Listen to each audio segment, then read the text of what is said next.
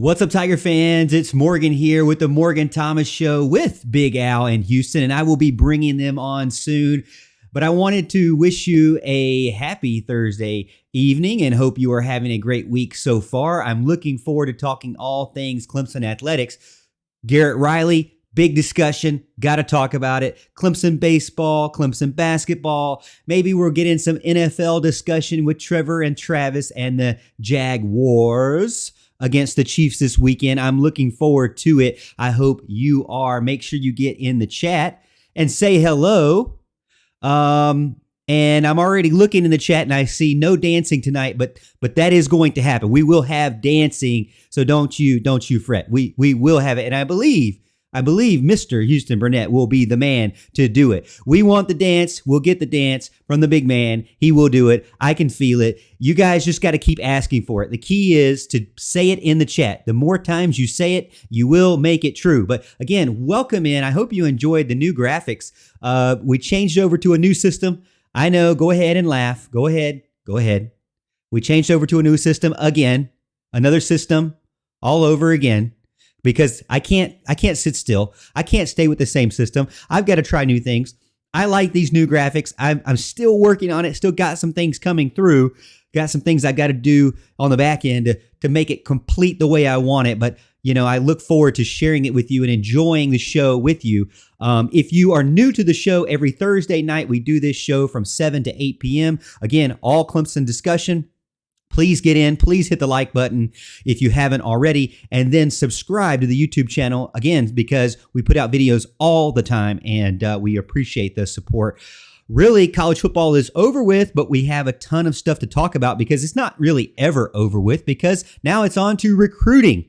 But let me bring in guys that make the show what the show is, and that is Big Al, Allen Adams, and Mr. Houston Burnett. Big Al, Houston, thank you guys so much for coming in. Thank you for being patient with me as I go through all these graphical changes and my craziness that I do. But Big Al, since you are the first co-host ever and the best co-host, among second co-hosts, Sure. Houston is the best third co-host ever among third co-hosts. Al, what do you think about the graphics? I love the graphics. I don't know that, they deserve their 10-minute introduction they just got, but still, I mean, they're fantastic. I think the faces of Houston and I are far more important and probably should have been brought up earlier. But the graphics are great. You do a good job as usual. Way too much time on your hands, but we love you. And let's get her done. Well, I appreciate it, Big Al. And Mr. Houston Burnett, what you think? They look good. I'm not dancing, but they look good. Well, I appreciate it. Well, where's Big Al's at? Well, the chat's in here says, where's Big Al's at? Big Al. Big Al's right here. You're only live and in person, basically. Is that what I'm hearing? I tell you, I can't even see the chat. This, you change programs again, and now I can't see anything. So, well, let's see if I can throw something up now. Now I got this new software again. I'm going to try to throw this up here. Let's see if it works, because it's iffy. It's iffy if it works. Give me a second here. Bear with me. Take your time. It's not like we're live. All right. Can you see that, Big Al? Well, it's incredibly small, but yes, I see it. Oh, yeah. Well, let me make it a little bit bigger for you. In your old eyes. I know. I know. How about that? Al? Better for you. Okay. All right. We're working through it on my producer side of things. Hopefully you can see that. Edward gets in over on YouTube. We're only on YouTube again because I have no idea how to multi-stream with this new platform. I'm still figuring it out. We will figure it out as we go. But yes, so Edward is in. Thank you so much. Kevron gets in, and Kevron's got a lot to say. We're gonna have to make it bigger here.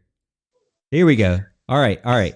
Kevron gets in, says, good evening, Morgan Thomas, Big Al, Allen Adams, Houston Burnett, listening from Cope, South Carolina. Go Tigers, Paul Print, Tiger, Paul Print, her purple orange, purple heart. I appreciate that.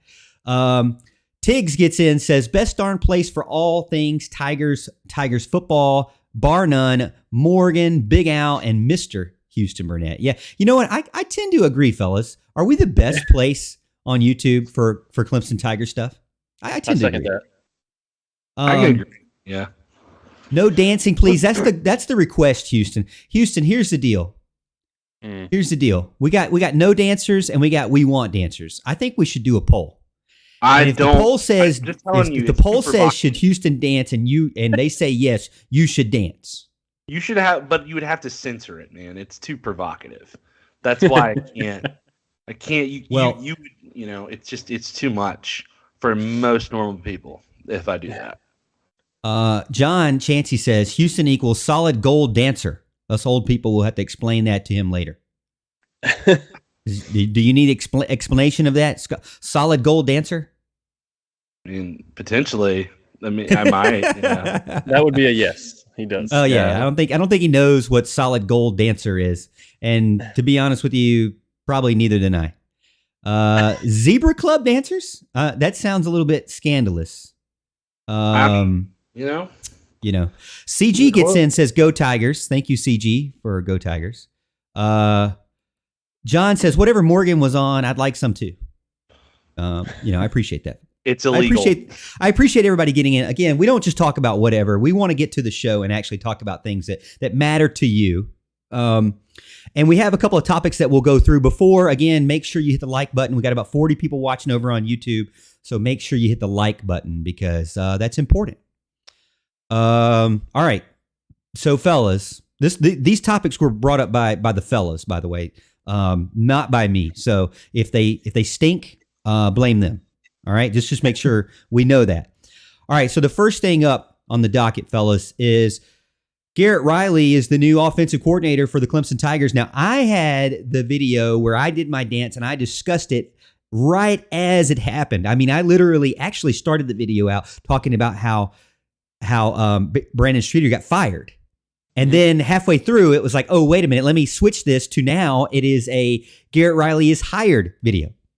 Yeah. Which was really fun and exciting to do. Don't get me wrong. But let's take a look at this.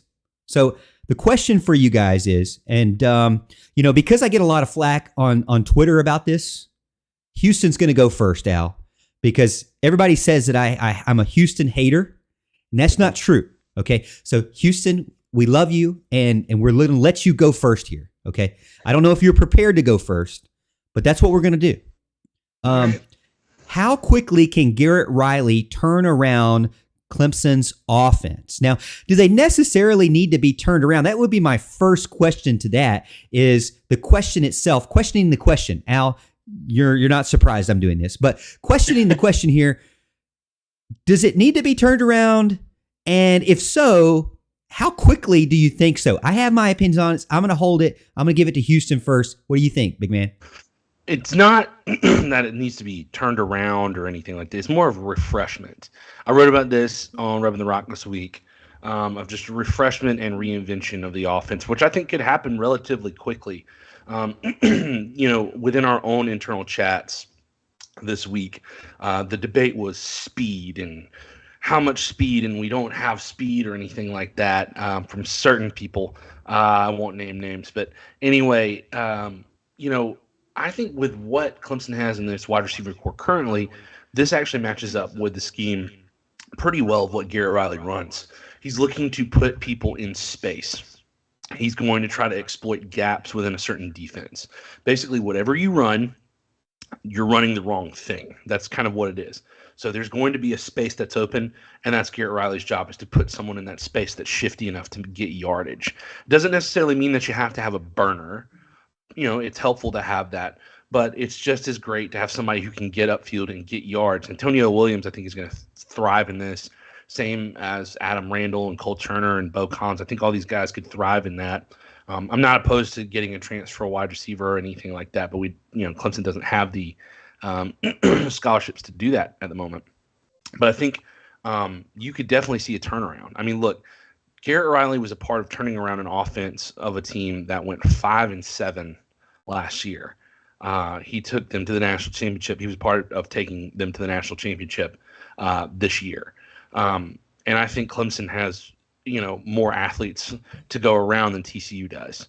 And that's not a slight on TCU. They're very talented. They're a good program, but I think Garrett Riley can get this thing humming pretty quickly.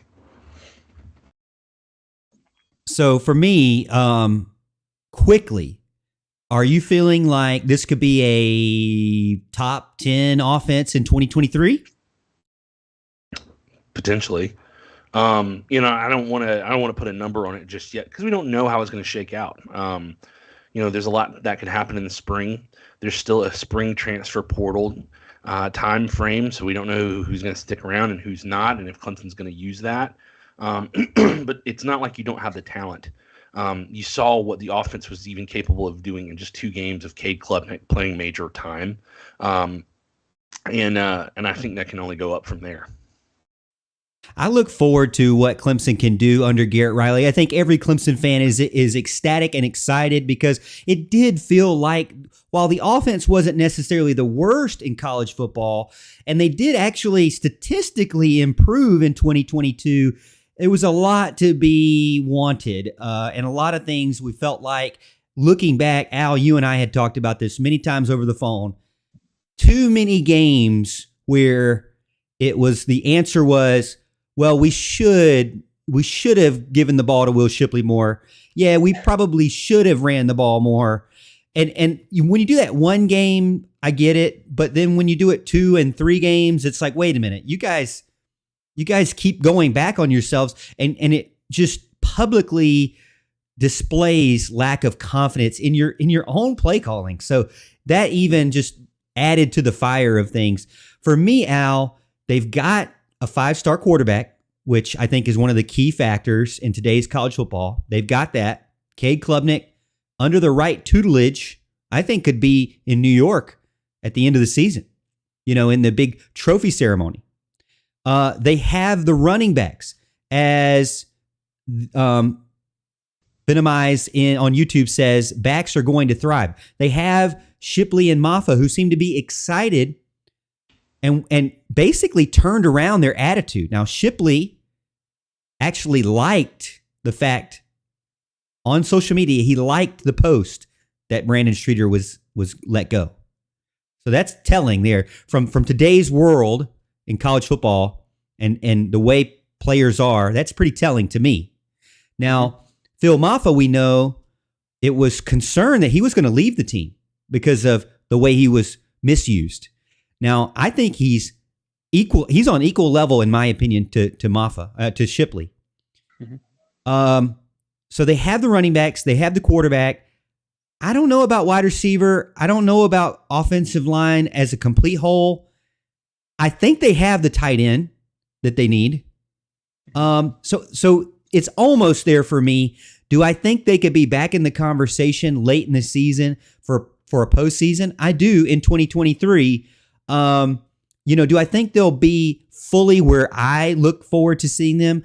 I think it'll take maybe another year or so to really see Cade Klubnik mature. But Big Al, what do you think? Yeah, look, this is a really complicated question. I know the original question was, does it need a turnaround? Does it need a refresh? As I think Houston mentioned, how quickly can they turn it around?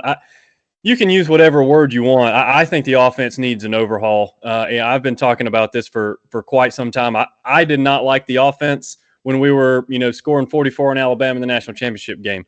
I didn't think the offensive system was good. It works when you have players that are better than everybody else. When you have T. Higgins and you have Mike Williams, Deshaun Watson, Trevor Lawrence, all those guys, that system works. But I think you should have an offense that works no matter who you have. Even if you have decent guys, you should have a scheme that allows them to do well. And I don't think we've had that. I mean, we're trying to run a system who prioritizes one-on-one matchups when we don't have guys who can win one-on-one matchups. That's the issues we're having. I say that, and I hope we do now. Antonio Williams is obviously a good guy this past year, and I think, like Houston said, I agree with him a lot. He's going to thrive in this system. And I believe I mentioned this a couple of shows ago. I think the key to next season is Adam Randall and what he does. Can he become that guy who can win you one-on-one matchups? Can he go up and get the jump ball, be the alpha male, that kind of guy? And I think he's got that ability. Obviously, coming off a major injury this year, you're not gonna kick him to the curb after one season when he didn't maybe meet expectations. I think he still has fully the ability to be that guy.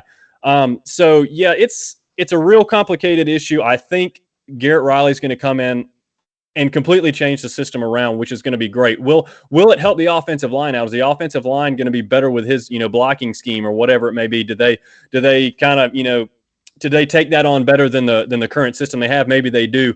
Do they get the ball to Shipley and Moffa more like we've been kind of begging them for?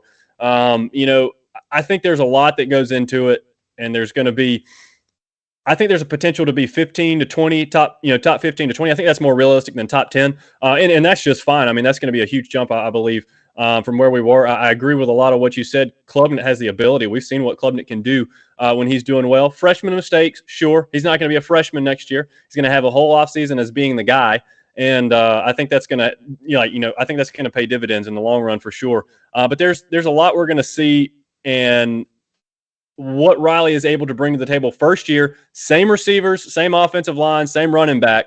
It's going to be limited, I think, as to how far he can make the jump. But I think he can jump the offense high enough so that it's not going to matter, in the long run. I believe we're going to be able to make plays. I believe he's going to be able to find guys in the open space, whether he pushes it with tempo or whatever he does. I think he's going to have a balanced attack. And it's going to be fun. I'm really excited about this hire. I think he can turn it around enough so that Clemson can compete for a championship this year. And I think that's what matters to Clemson fans. I think you got more questions on the defense and what you're going to do at end, how you're going to be able to rush the passer. But I'm not concerned about Garrett Riley at all. I think he's going to be exactly what Clemson needs, and I think he's going to set them up for long-term success on offense. Al, CG gets in over on YouTube, says, we need to get back to the days of wide receiver U, Sammy Watkins, sure. Nuke, Mike Williams, T. Higgins, and so on. Spot on or off? Yeah, totally agree. I mean, that's what it's all about. And unfortunately, it's become more difficult. I mean, it's become a passing game for the most part. And it's hard to win those battles because it seems like, especially now in the new age of NIL and whatnot, that the big time guys at wide receiver, they got a lot of them have a little prima donna in them, and they want some cash, they want to get paid. And although Clemson does the NIL thing and they do it pretty well, they're not a bidding war type team. They're not just going to, pay you as much as you want, and they're not going to entertain that kind of stuff. So it's going to be more difficult to get those 5-star guys. What they need is good guys, speed guys who can, or I say speed guys, I think we need more speed. I think we can get plenty of 4-stars because Clemson's brand is big enough that they're going to be able to get some 4-stars. They're going to get some quality players for sure. And those guys you can win with no problem. You don't have to have the 5-star guys. Clemson's won without them before. And they can do enough in the right system. You don't have to have a cupboard stock full of 5-stars. 4-stars, even 3-stars can get it done.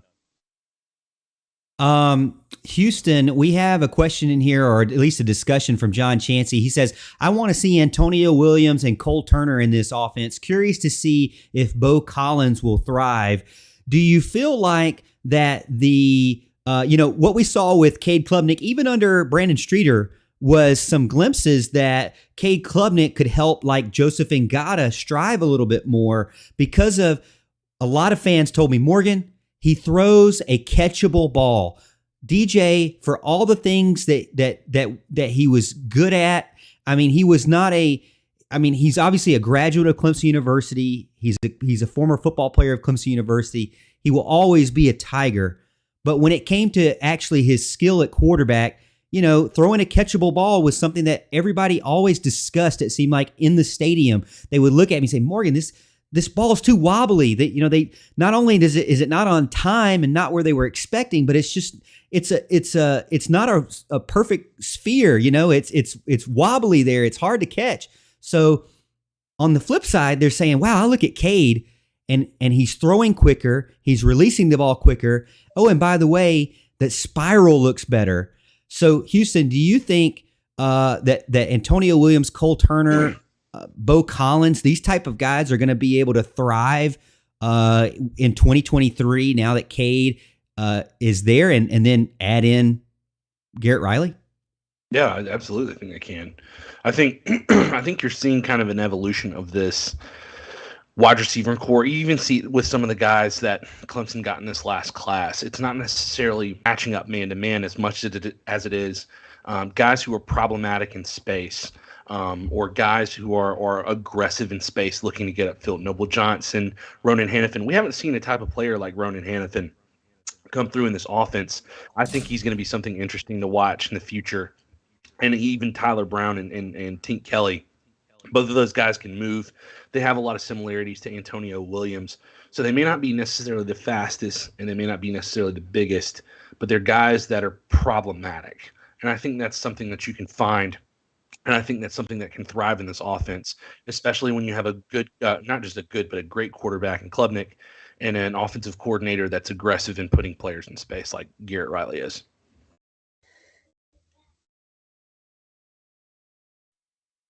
Big Al, John Sarian says, who said Scott is coming back? It's basically an internet rumor. I thought it was for sure. Brad Crawford from 24/7 Sports was the one that put it on the internet and said, and this is something that Mickey Plyler and I have talked about him. It makes sense that he would come back. I believe he's already even moved back in to the upstate. I don't know what his capacity will be, but it's expected that he will be in a recruiting role. Going back to that question, adding in, none of these guys have been announced for sure. Even Riley hasn't been formally announced because they're going to do the recruiting trail first. And then when they come back, they will formally have that press conference to announce him. Outside of social media, they really haven't done anything because there's still that open period, that contact period. If you've noticed on Clemson's football page and things like that, they're still traveling the country to talk to recruits or current commits that are not early enrollees. So, with the thought that Scott is coming back, do you think that helps get back to wide receiver U? Because I know he gets a knock saying that, well, the last two classes weren't really that good. But he also, when you look at his long laundry list of recruits over his lifetime or his career at Clemson so far, he's got a very good reputation of landing some big time recruits. Yeah, without a doubt. And I don't know anything official as far as, Jeff Scott coming back. I think most of what I have read seems to point to him coming back potentially in the summertime and not necessarily immediately. But I mean, he's mentioned, kind of wanting to take a little bit of time off. And I mean, coaches say that a lot and, they get the job they want and they go anyways. So I have no idea on that, but yeah, I've seen it put out there as it's a done deal, but I don't know of anything to be for sure, to be imminent in that regard anyways. But that's just from what I'm reading. But I think it is a big deal. I mean, obviously huge recruiter. He was able to nab all the 5 stars. And I think a lot of time, it's about talent evaluation as well. Obviously anybody can look at the stars and say, hey, let's recruit that guy. He's 5 stars. It's about finding the Mike Williams, who's a 3-star, who plays like a 5-star. That's the kind of guys you're going to need. And I think that's the kind of the guys that, Jeff Scott can help you get. And again, we just talked about this NIL, not buying the biggest players, and the 5 stars are going to be hard to come by, even for a Jeff Scott who's got all the relationships and he's got the past success. But I do think just being able to tie his name to those receivers is going to help. And some of those 5 stars, may say, you know what, I may not get all the money up front, but I'm going to get it in the NFL because look at all the guys that he has put in the NFL.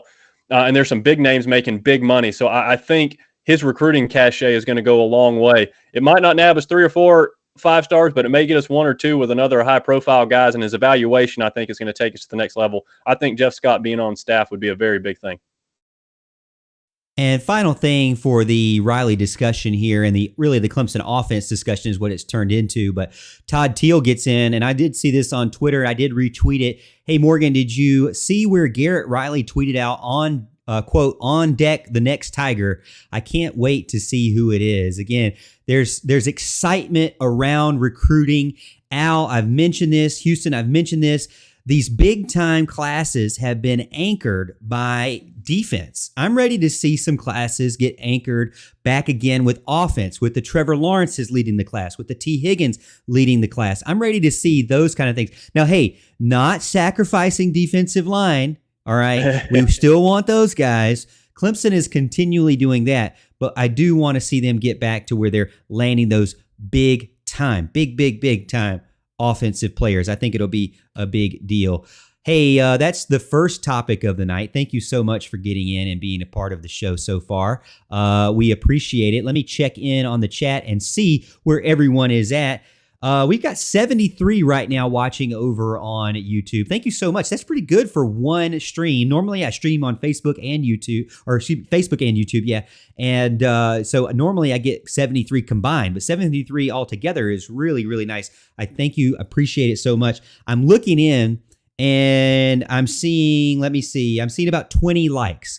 All right, let me tell you about the algorithm here. The more likes, the better. It will help out YouTube recognize, hey, you're a Clemson fan and you like this channel. And then what will happen is it will start to show it to other people that are Clemson fans that watch the same videos as you or that have the same subscriptions as you. So please hit the like button. We'd really appreciate it. It will help get our show out. Now, if you want to go the extra mile and be a part of the show and not forget about the show every week, we do this every Thursday night, 7 p.m., barring any kind of radio conflicts or anything like that.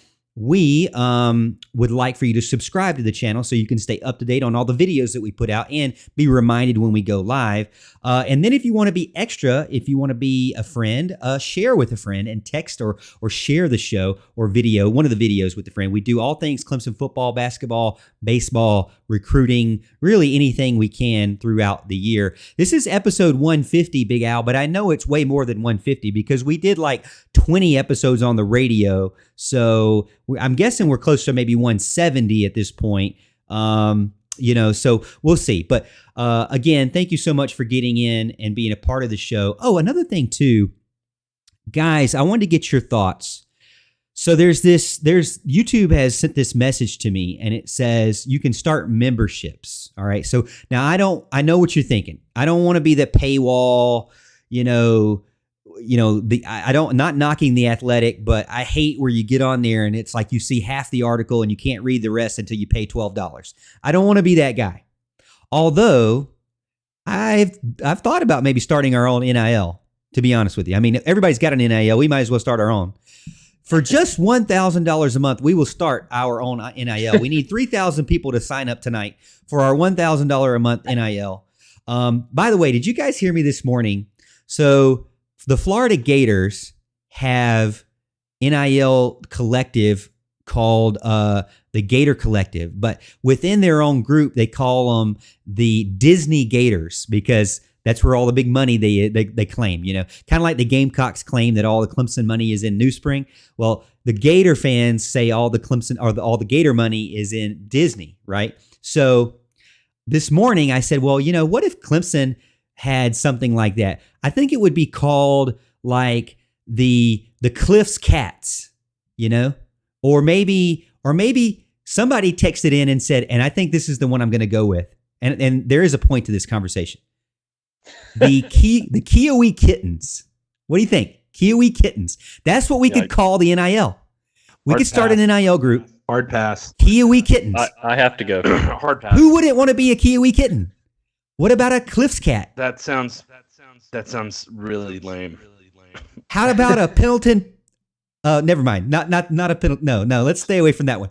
Cliffs Cats, Kiwi Kitty. I think we do it. Now here's the thing. YouTube has memberships where you can have like badges and emojis. Now I like my graphics, so I'm thinking about starting a 99-cent a month where you can get badges and emojis. Let me know what you think. Let me know what you think in the chat. Is it stupid idea? Should I never do it? Don't listen to these guys. Don't look at them. This is between you and me, Chat and Morgan right here. I'm one-on-one. Talk to me. Tell me what you think. 99 cents a month.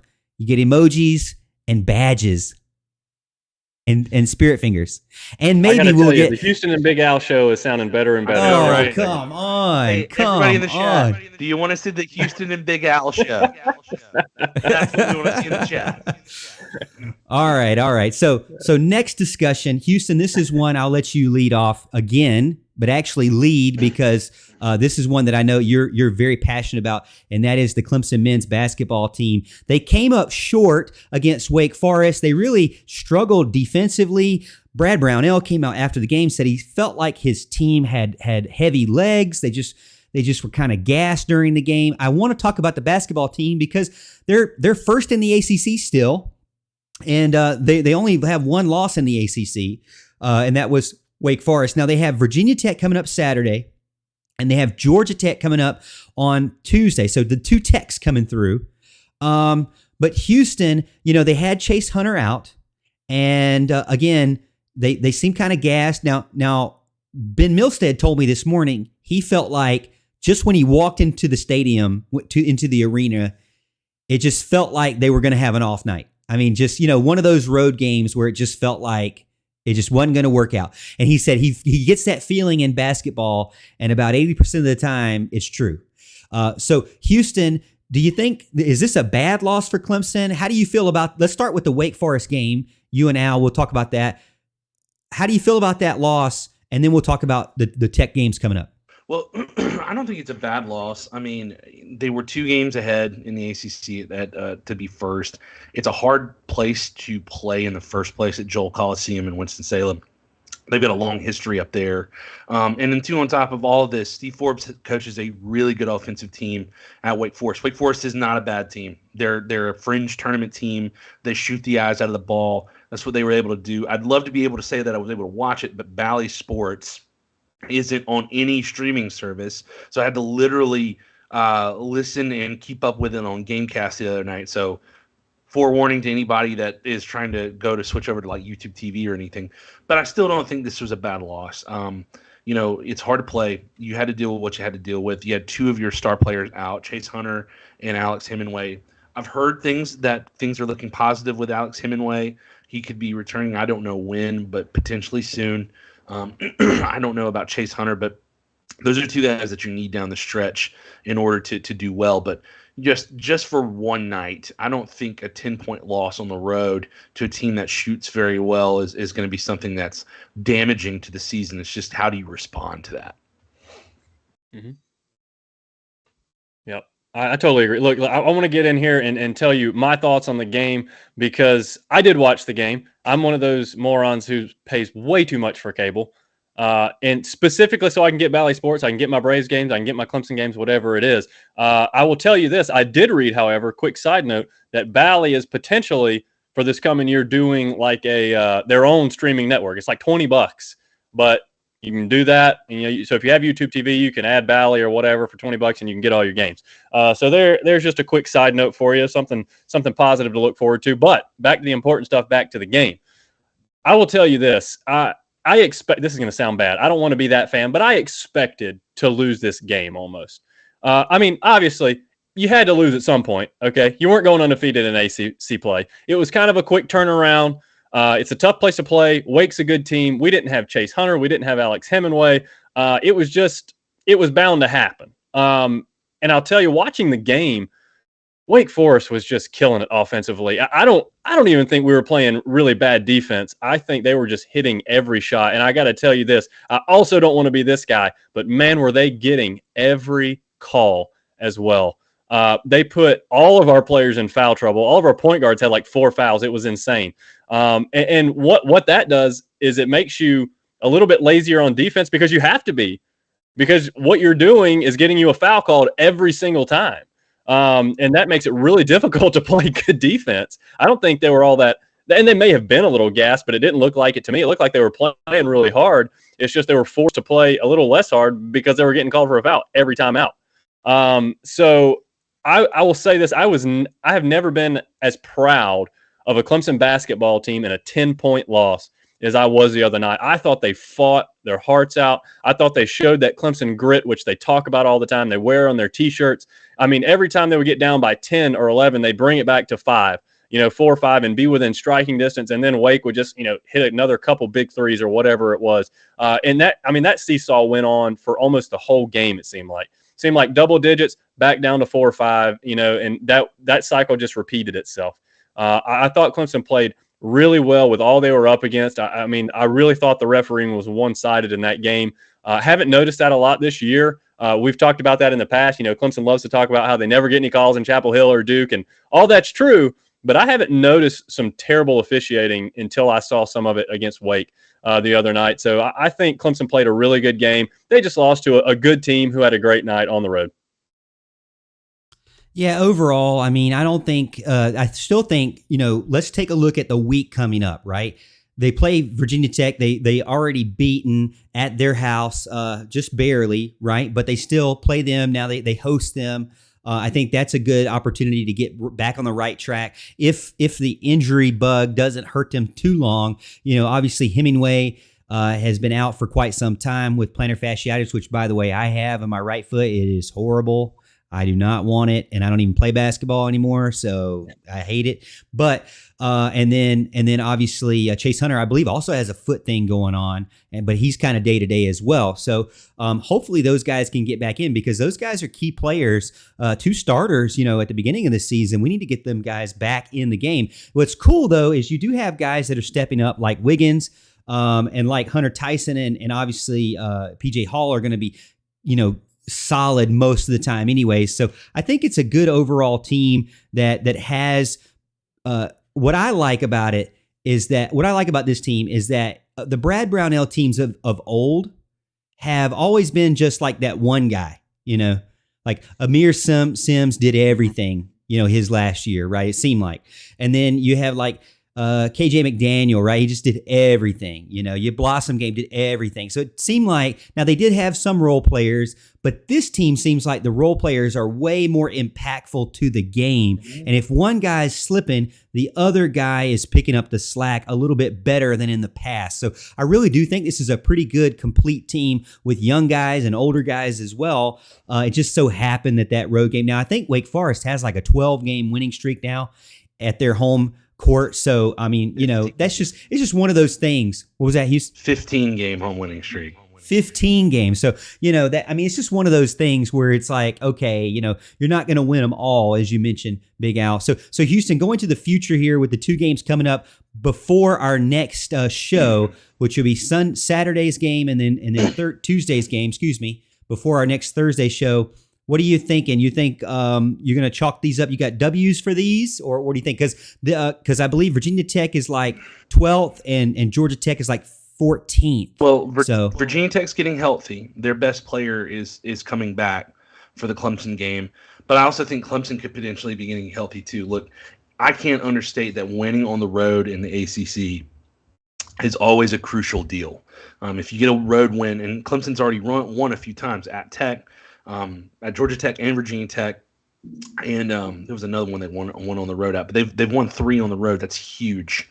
Before they played Wake Forest the other night. I think maintaining going forward is what they need to do. I think they can win the next 2 home games. Virginia Tech will be tough, but I think they'll get it done. I think they can beat Georgia Tech. And really from there, it's just maintaining. You've got, from here on out, 6 home games, 6 away games.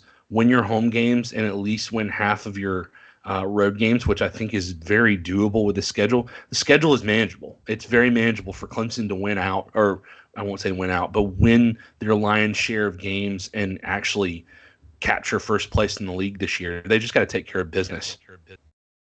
January 19th, Houston says they're going to win out. Mark it down. It is fact. Is going to happen. He said it. You heard it, Al. He said it. They are going to win out. Mark it down. Houston, write it down. Right. Still Gamble gets in and says Brownell is like basketball version of Tommy Bowden, beats the big team and then loses to Wake the next game. Al, you agree, disagree? What do you think? Not particularly in this case. Like I said, I think Wake's a pretty good team, and there was just a lot going against Clemson in that game. We really need to get Chase Hunter back. Okay, losing your starting point guard is really tough. It's amazing how much that affects. I mean, when Josh Beadle came into the game, for what a defender he is, he's an unbelievable defender. I think everybody can see that. Again, he got called for a lot of fouls. He had to back off a little bit, which made it more difficult. But when Beadle has the ball, you can tell they leave Beadle open a lot, and he wants no part of shooting the ball. Because he's not at that point yet where he's a great scorer, a great shooter. He's going to have to be. If Chase Hunter is out for an extended period of time, Josh Beadle's going to have to find a way to score. Because you're taking away basically an offensive weapon on the floor, and they're able to pull back that defense and sink it down a little bit. Makes it a little bit tougher on PJ Hall and the other guys. Hunter Tyson as well. He hasn't played all that well these past 2 or 3 games. It wasn't long ago where he had a 30-point game, and Hunter Tyson was just blowing everybody out of the gym. He's got to get back to that. I think home is the place he's going to get that done. I hope that happens against Virginia Tech, because I think that's going to be a tough game. Like Houston said, their best player coming back. That's going to be a difficult one to win.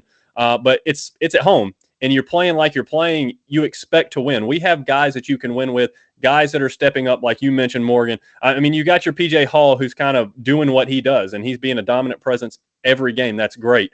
And then you've got a Hunter Tyson who can blow out all of a sudden. Chase Hunter can do the same thing. Even Brevin Galloway has been one of those guys, and he has come up very, very big in some of these games.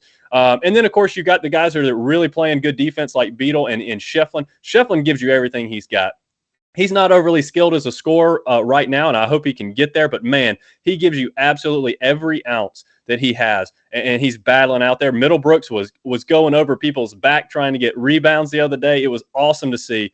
Like I said, a disappointing finish, but they really played well, I thought, for the most part, given all they were up against. But, yeah, this team's got a lot going for it, and a lot of things people did not see coming into the season, which is what is making this run so special. But, yeah, I'm gonna disagree on that point with the fact that he's the Tommy Bowden. I think that may have been true and fair in the past, but this team right now is playing really well and way above what most people expected.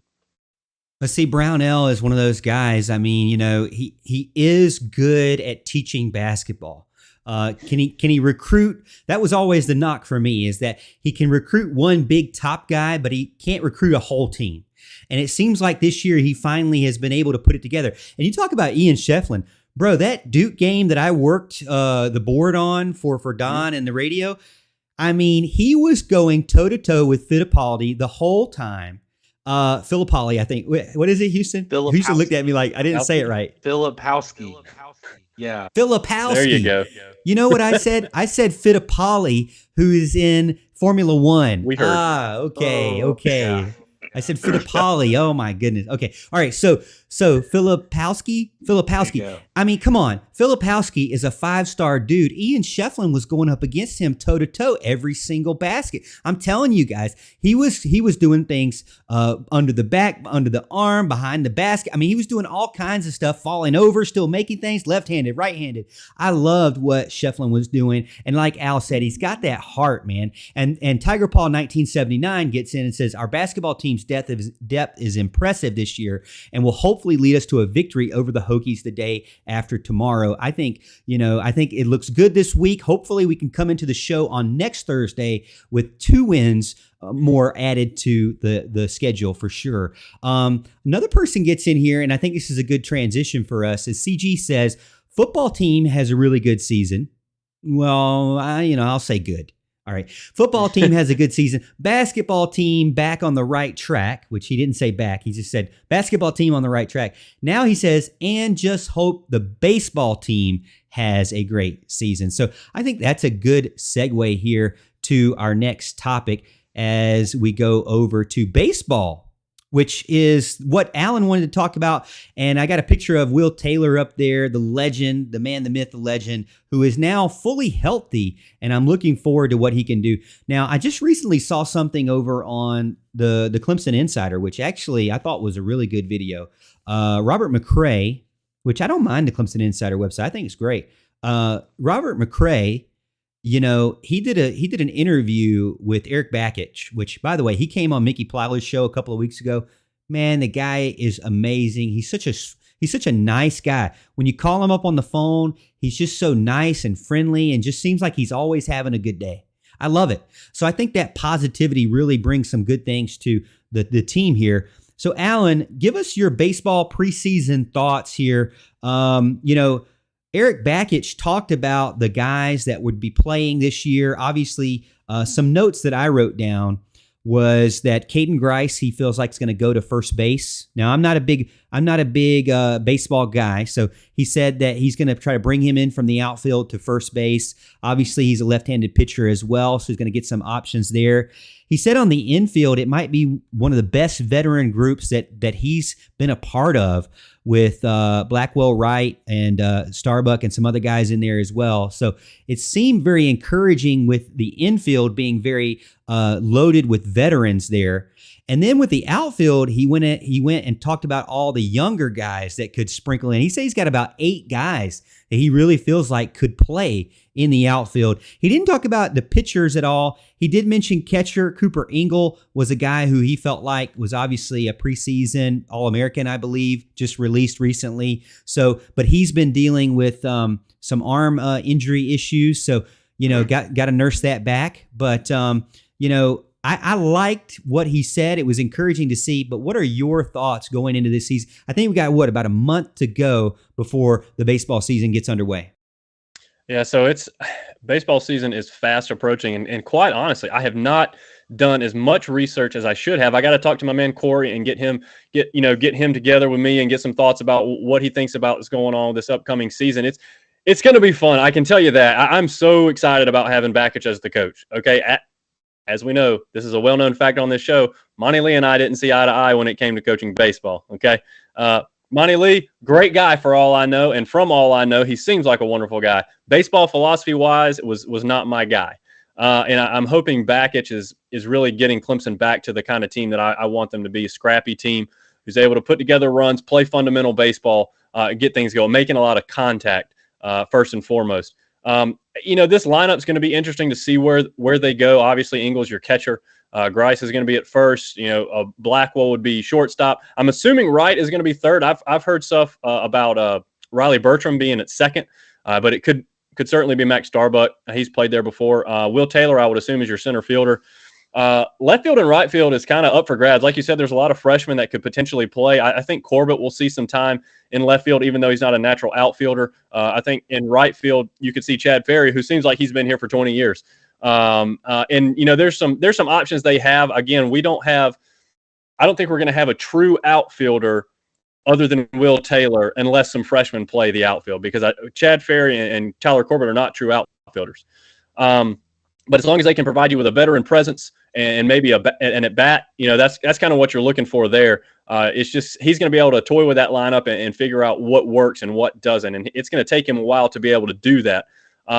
It's going to be about whether he pushes the right buttons. This is the pitching staff, I think, is where everybody's really wondering what's going to happen with the pitching staff. And honestly, I don't have hardly any answers to that. I don't know if they make Ammons a starter. Ammons has been your closer and a really good closer for some time now. I really think that potentially he could come in as your Friday night guy. I think with as little people as we have coming back that are true starters, I think you have to put everything on the table. Maybe Ammons is a guy. I think you're looking at Barlow as potentially being a guy, and Gordon pitching as well. You still got Ty Olenchuk, and I think Hoffman. You've got some pitchers that have pitched for you before. The question is how much have they developed over this past season? Are they going to be able to get it done? Are they going to be able to provide you a solid enough Friday, Saturday, Sunday punch to get through ACC play? That's going to be a big question. And I think the biggest question of all is going to be, can we finally have one of the major sports beat South Carolina? Because football and basketball let us down in a major, major way. So I'm looking at you, Eric Bakich. We need you to beat the Gamecocks because we have to salvage something out of this season. I did not realize, until you said it, just how desperate we needed a win in that case. Wow, it's crazy to think. Houston, what are your thoughts on the team? Obviously, you got some names that he mentioned. The one thing that I liked about the outfield battle that he said, they really have enough.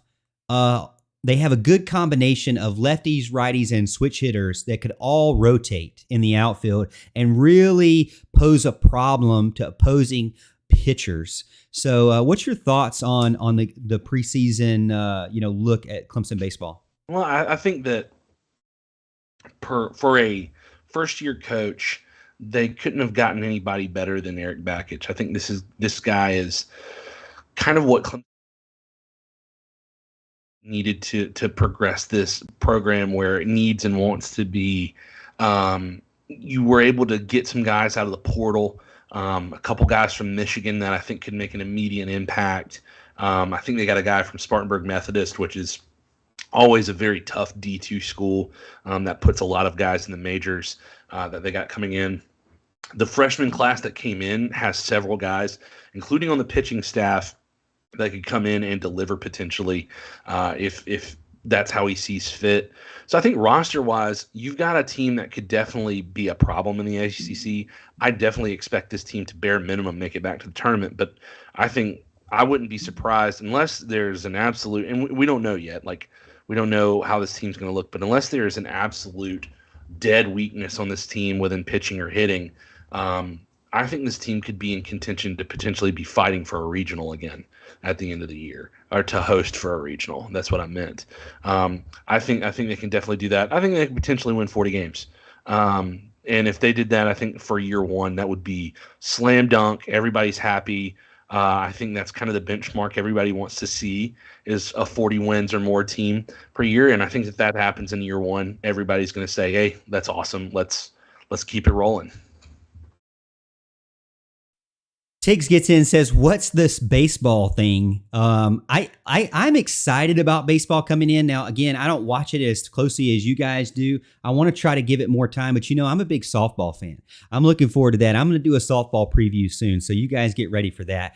I'm looking forward to that. The first orange and white or orange and purple game for softball, I think, is February 4th. I don't know. I'm assuming baseball does a scrimmage game where they allow free admission for people to come see and check out. I don't know what exact game or date or game that is, but I'm looking forward to it. I think, again, there's excitement around Eric Bakich and the baseball team and what Clemson can do this season going into it. So you said 40 games. Now again, I'm pretty novice when it comes to baseball. So how many do they normally play in the season? 56. So 40 is kind of the benchmark for wins that everybody wants to get to every year. Yeah. So 40 is like that thing you have to do to get to the postseason, basically. It's like winning to host, really, for the postseason. Yeah, honestly, it's like trying to win 20 games in basketball. Everybody wants to win. You get 20 wins in basketball, you're going to set yourself up for something in the postseason. Mm-hmm. Yep. Gotcha. All right. Well, I look forward to it. I can't wait to do some more videos about it. I mean, obviously, again, what we do here on this show every Thursday night, 7 p.m. until midnight. Al, you down? Houston? Slip that in there. Very nice. 7 p.m. we will be discussing all things Clemson football, basketball, baseball, anything as you can tell, anything in between, and anything you want to talk about as well. Not just a show about us, but a show about you as well. Last topic of the night, fellas. All right. Last topic of the night. I know it's 8 o'clock, Al. We're going a little bit over, but Houston made us start late. Blame me. Don't blame me. Yeah. It was the intro, Morgan. Actually, it probably was. Yeah, you're right. It probably was. It probably was the intro. I'm sorry. Yeah, you know what, Houston? I take it back. Actually, you know what? I can understand why people think I hate you. Really, I mean, I pick on you all the time. It's just, it's not fair. All right, let me just go ahead and publicly apologize, Houston. I'm sorry for picking on you there. I don't want you to dance. You don't have to dance. Whatever you want to feel comfortable with. Clothes on, clothes off. I don't care. Whatever you're comfortable with. Okay. This is a show for you. All right. I'm not making any suggestions. I'm just saying that I'm open to whatever you want. Okay. Yeah, all right. That's so fine. All right. So last discussion of the night is look at that. I had to get this picture, guys. I had to get this picture. I had to get this picture of the man, Trevor Lawrence. 27 to what? Nothing? 27. They beat the Chargers in comeback fashion for the ages. NFL history, I believe, in the playoff. It was crazy to come back from not only that, but 4 interceptions. Fellas, here's the thing. If you're going to throw 4 interceptions, do it in the first quarter. That's how you still win a game. Just throw them all at the beginning and then get it out of your way, get it out of the system, and move on. All right. So the next thing we want to talk about, which is the last thing we want to talk about, is the Jaguars versus the Chiefs. 9-8 Jags were not supposed to be in this situation. I mean, remember, fellas, they were the number 1 overall pick last year and the year before. They weren't supposed to be in this situation, but they have gotten into it with a great winning streak, including, again, that big-time win in the wild card matchup last weekend. They go to play the Chiefs. Now, many people have the Chiefs ranked as the best team in the playoffs now that the Bills are dealing with some injuries and struggling to figure things out. They have the Chiefs ahead of all teams. So right now, the Chiefs are 14-3. The game's going to be played Saturday at 4:30 p.m. Eastern time. Jaguars are a 8.5 point underdog, so they're getting 8.5 points. Some key points that I got from Mr. Dan Orlovsky is the big thing is don't get down early. You can't expect to constantly come back from 4 interceptions. Now, I don't understand Trevor Lawrence and all of his interceptions. Now, one of them, I believe, was a fluke. It was kind of a bounce off of a guy. The others were just really bad reads in cover 2. And what Dan was saying on ESPN is that, I mean, you got to expect more of that. What if you're another opposing defense, you're probably thinking, hey, Trevor gets really he makes I won't say flustered, but he makes poor decisions and tries to force the ball when he's forced to throw it in the underneath where it's covered in zone. All right. So underneath zone is going to be big time key to stopping Trevor Lawrence. But I still think Trevor, man, he's got that skill, man, that what we miss for so many years now with DJ, just has that skill to just will his way through. And he throws a great ball too, even if he's kind of risky here and there. But again, it's another big thing is, can Trevor not turn the ball over? But another big thing is this Jaguar offensive line versus this Chiefs defensive line that seems to be getting better and better. Now the Jaguars have a good offensive line, but can they hold up and keep Trevor Lawrence, keep Trevor Lawrence in a clean pocket? And another thing is Patrick Mahomes. So mostly everybody's just writing it off to Patrick Mahomes going to win this game. Trevor Lawrence, even if Trevor can score, he can't outscore Patrick Mahomes. All right, Al, for the last segment of the show, last topic of the show, we'll start with you. Can Trevor hang with Patrick Mahomes, or is it kind of like, this is as far as you've got? Good job, Jacksonville. Try again next year. I mean, sure, he can. It's will he is the question. I mean, goodness gracious, you put together, 2 halves like you had the second half in the last game, then you can hang with anybody. Absolutely. It was funny that last game. I had intended to watch it. We got caught up. We were watching a movie or something here. I was like, I'll check my phone because I'm going to go watch the second half in the back. Mary Beth can sit here and watch whatever she wants. I'm going to watch the game. I check my phone. I see he's thrown 4 interceptions, lost a fumble. They're down 27-0. I was like, nah, forget that. And didn't watch the game. Did not watch it. Didn't see anything. And the next day we were going to lunch after church, and Mary Beth said, "Yeah, your mom was telling me about how Trevor Lawrence and them won the game the other night." I was like, no, Mary Beth, they did not win. As a matter of fact, they got embarrassed. And and she said, "No, your mom said they came back in the second half and won." And sure enough, I checked my phone and I was blown away. I had no idea, because you don't come back from 27-0 in the NFL. It's not done.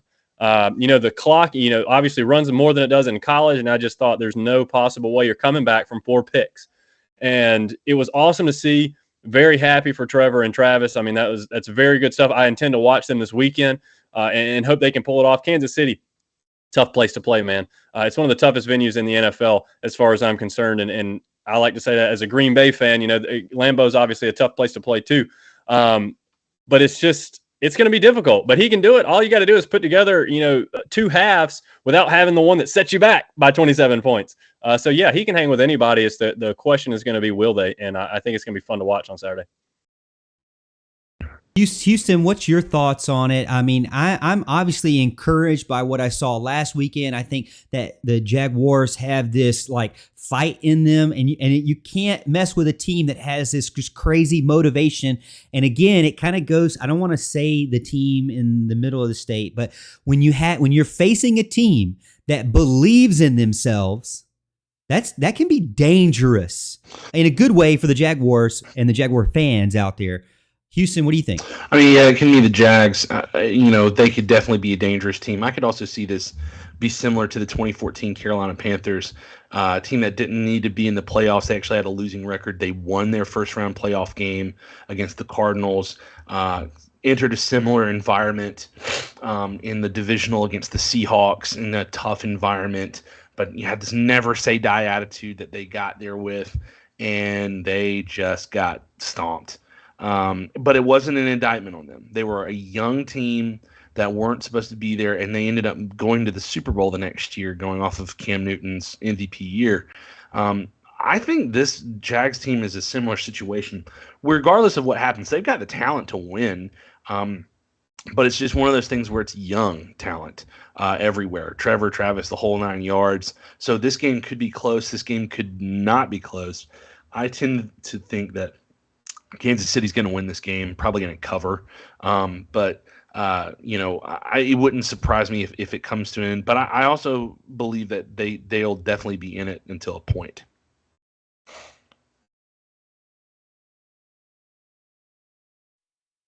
Well, I do. I think it's going to be. I hope it's a good game. I mean, I know that Alan. I was with you. I started out watching the game. Well, so I did the Duke game, the Duke Clemson game, basketball, right? And on the way home, once we got everything changed over to the Jaguars game on the radio, I started coming home and I was watching them or listening to them on the radio, and I was like, man, Trevor is just before I even got on I-85, I mean, he had already basically lost the game, traditionally speaking. Right. So I'm getting home and I'm not even like excited to watch the game because I'm like, he's already thrown two, and then I get home and I have dinner and then he throws a third.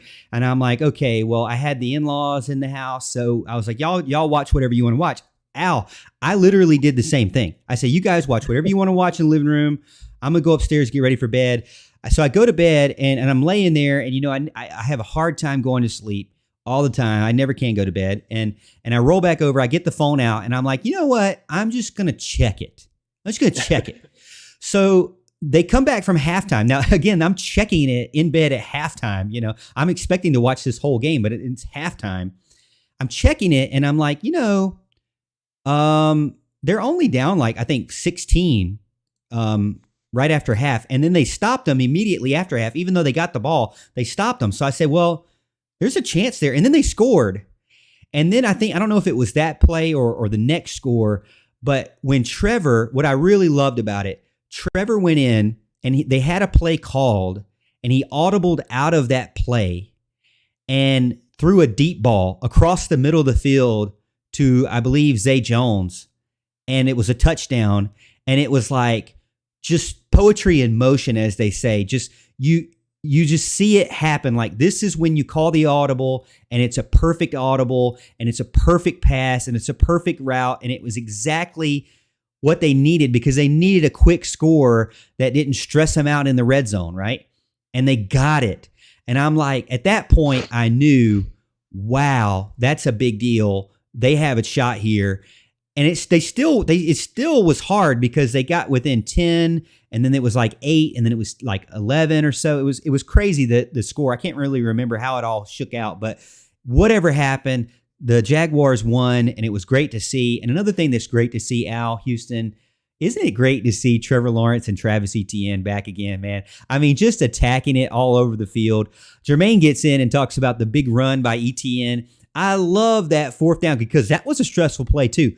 4th down and 1, I believe. And they came in and I don't know, what is that? A T formation? Is that what you call it? So you have a wide quarterback under center and then basically 3 running backs behind them in side by side, shoulder to shoulder. Is that what you call the T? T or a wing T, either one that you want to say. I thought that what it was. I just want to make sure with the experts here. But it was all, I mean, literally everybody was like, well, you know what they're going to do. Trevor Lawrence is like really tall and lanky. They're going to push him forward. And the 3 running backs are just going to push him and his lower body forward. No, what did they do? They gave the ball off to an outside off-tackle run to Travis Etienne, who is just as explosive as we remember back in college.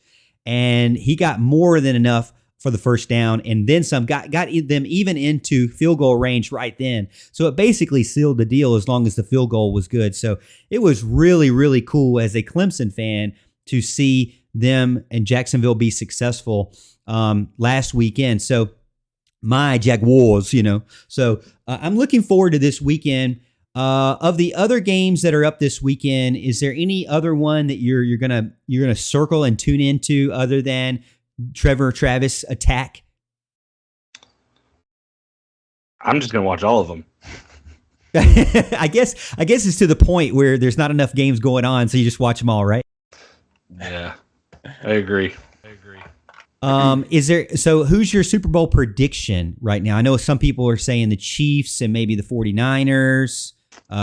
Who's your Super Bowl prediction? Ooh, I'll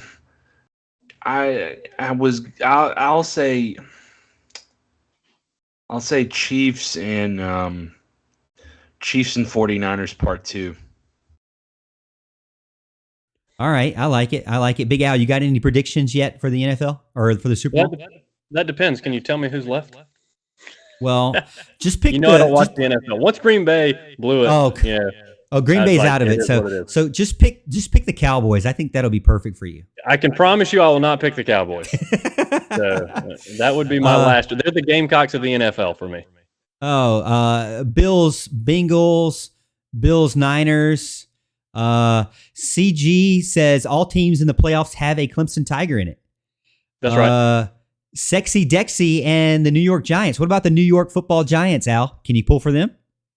Oh, I'll pull for any of them that have Clemson players, and they all have Clemson players. So I'm cool with all that except for Dallas. I can't pull for Dallas. I can pull for the Clemson player, but not for Dallas. But yeah, it wouldn't surprise me to see the Chiefs get it. I'm going to still stick with the Bills. I'm going to say the Bills 49ers, but I'm not going to. I'll admit it. Until the Super Bowl, I'm not going to watch. I'll watch Trevor and Travis and the Jags, but I'm not going to watch the other games until the Super Bowl. All right, fellas. Well, that's the end of the show. We really appreciate everybody getting in. Hey, if you're still watching over on YouTube, we appreciate you so much. Thank you for getting in and being a part of the show every Thursday night, 7 p.m. over on YouTube and Facebook if I can ever figure out how to get it to work again. We will continue to have this show. We'll continue to go. Hey, guys, guess what? We've done this for 4 years. We've been doing this show for 4 years. That's crazy, isn't it? It's crazy to think we are the media now. We're the legends. We strive to be the best. We strive to give you really good Clemson content. Hey, by the way, we're not just Clemson fans. We're Clemson grads. All three of us went to Clemson University, graduated, have the diplomas on our walls. So we're diehard Clemson fans and Clemson grads. And we hope that you enjoy the show by Clemson fans, for Clemson fans, by Clemson grads as well, for Clemson fans. But again, we appreciate everybody's love and support. Before you go, hit the like button. All right, we're going to have our final segment, which is the last thoughts from Big Al in Houston before we leave. But again, thank you so much for being a part of the show, and like the video and subscribe if you haven't already. All right, who wants to go first? We'll do Big Al with the ending. Give us your final thoughts, Big Al. My final thoughts are excited for Garrett Riley. Ready to rock and roll with a new offense, ready to see what scheme he can bring to the table to get the Tigers back to where they belong, and that's at the top of the college football world. Excited for the basketball team. Love the way they're playing. I know they had a rough one the other night. Looking to see them get back on track against Virginia Tech and Georgia Tech at home. Excited for baseball, as I always am every year. It doesn't even really matter our players, our coach. I'm always excited for Clemson baseball. I think Bakich is also the guy that's going to bring Clemson back to where it needs to be, and that's back to Omaha. So there's a lot to be excited about as a Clemson Tiger right now. And we'll finish up with Houston as well. Let me put Houston on the scene here. Yep. I mean, I would say that Al kind of stole my thunder, but I'll focus on what's in season right now. Basketball team is going to do something this year potentially that's never been done. Or at least hasn't been done in almost 30 some odd years, 33 years. They have the potential to win the ACC outright. And despite losing the other night, they still are very much a contender to do so. As I said, manage your home games. Very manageable at home. I think they got Florida State, Georgia Tech, Virginia Tech, Miami, Notre Dame, and another team on there that they can definitely beat. And then other road games, they're tougher. Virginia, North Carolina, NC State in there. But also Florida State, Georgia Tech, and Boston College, who are in the bottom half of the league. If you're able to win half of those away games and win your home games, Clemson would be 16-4 in league. I feel pretty confident in saying that Clemson could be able to win the league there and be the first seed going in the tournament. That I can't project from there, but I think being able to win the ACC in the regular season would be something that's incredible. Well, we appreciate you guys getting in. We appreciate Big Al and Houston being a part of the show as always. Thank you guys so much for coming in and being my co-host so that I don't have to talk to a wall, even though I do have a wall graphic behind me. So I could technically sit here and talk. We could continue the show, but I got things to do. I got places to go. I got the bed to get into and get some shut eye. So I hope everybody has a good night. I hope everybody has a good Friday and also a good weekend. So please be safe out there, Tiger fans. And as always, we'll see you at the top of the hill.